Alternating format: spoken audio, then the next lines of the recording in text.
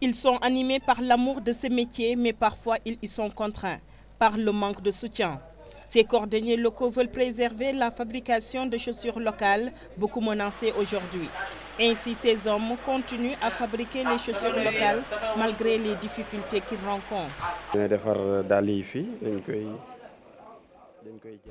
Je fabrique ces chaussures et les vends au marché. Notre plus grand problème, c'est la concurrence avec les Chinois.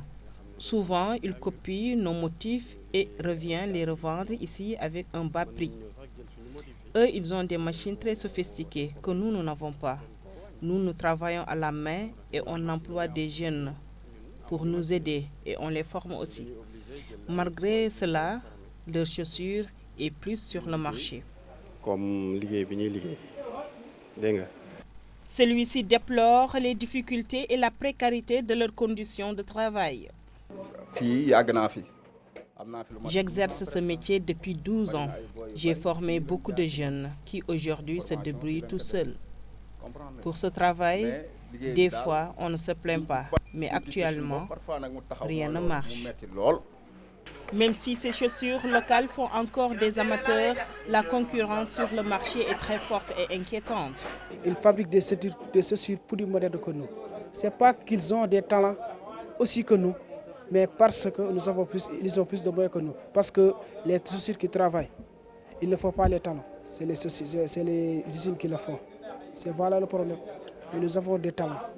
Mais pour le moment, faute de moyens pour développer nos compétences.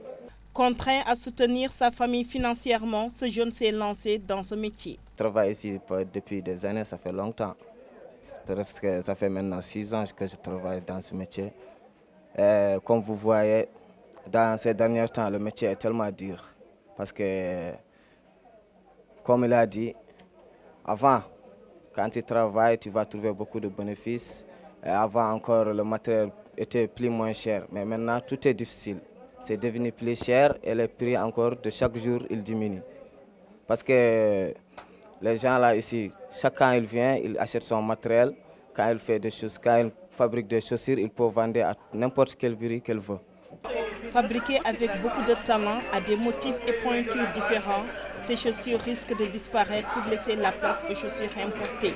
Les cordonniers mauritaniens qui s'évertuent à concevoir ces chaussures demandent l'assistance au pouvoir public afin qu'ils puissent développer ces métiers en Mauritanie.